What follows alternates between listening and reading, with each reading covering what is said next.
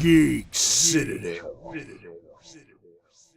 Welcome to Bullet Points, where I list what I liked and disliked about a game, so you can take my list, compile it with others, and see if you want to rent, buy, or watch the game on YouTube. Hotline Miami 2 takes place around the events of the first game. This time we play as a detective, a writer, a gang of vigilantes, and many more sociopaths. The story stretches across multiple dates from the 70s and the 80s. It's mainly there for us to commit homicide in all sorts of diverse locales. Does Hotline Miami 2 change enough from the original game to make it worth your while?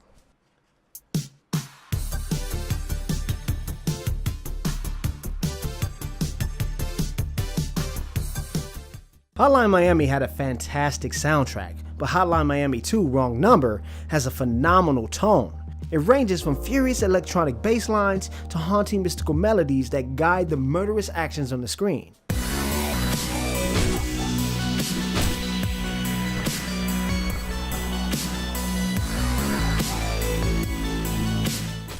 Wrong Number doesn't simply create more levels in the vein of its predecessor. Hotline Miami 2 constantly forces us to switch our playstyle by flipping through various character types. For example, the writer can only use non-lethal force and can disarm weapons. The greatest change is the mask for Alex and Ash, which allows us to control two characters at the same time. One fires off a pistol while the other does its best Leatherface impression.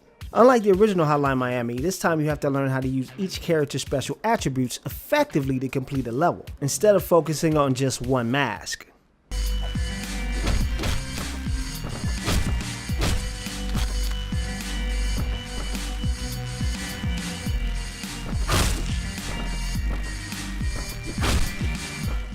The story in the first Hotline Miami was mysterious enough that I could ignore the randomness and slaughter with reckless abandon. Hotline Miami 2 Wrong Number creates a complex, multifaceted storyline that follows the murder of the masked killer from the first game. With the addition of tons of dialogues and characters, it's harder to ignore the fact that nothing really ties together neatly.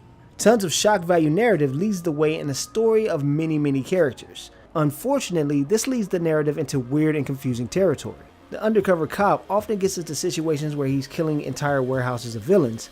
On the other hand, the writer appears in areas to punch out random villains without explanation.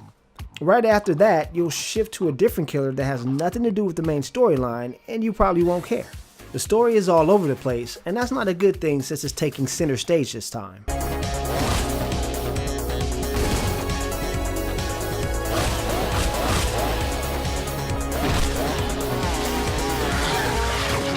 Later levels in Hotline Miami 2 are tailored to a more linear experience, which is weird in a game that's based off various approaches to combat. The game will give you a straightforward entrance to a room full of bad guys that start off with a ridiculous advantage. You don't have time to plot and understand, it's just a battle of constant deaths until you figure out the routine. I played the original Hotline Miami on PC, PS Vita, and PS4 without ever seeing a single bug issue. Wrong Number, unfortunately, is full of often game-breaking issues. I stumbled on a few crash bugs, walked out of the map, the enemy consistently hit me through walls, or suddenly gained invulnerability from a door glitch. There were other bug issues that impeded my movement as well, and all these technical problems can ruin a run.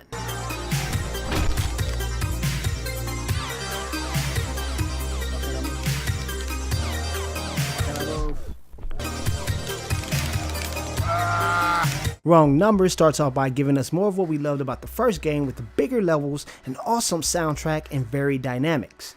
It then descends into haphazardly created stages that force unfair deaths on our unsuspecting killers. I recommend that you wait for a sale until the bug issues have been cleared up, but mostly because the levels beyond Act 4 tip the scales from fun to frustrating. For more Geek Citadel plays and reviews, check us out on YouTube, Dailymotion, and GeekCitadel.com. Also, for the PC lovers, join our group on Steam Curator. Thanks for watching, and I'll see you in the next video.